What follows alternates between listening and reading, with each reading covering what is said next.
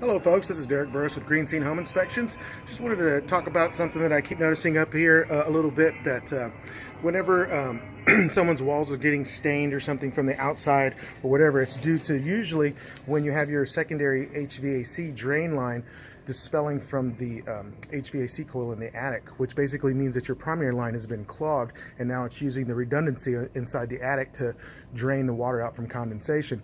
So a lot of times people will see this on the outside of the walls because they're using their pans and they think that this is an actual solution, to where they put a piece of PVC pipe onto the connection right there so they don't see it anymore and it goes directly down to the ground.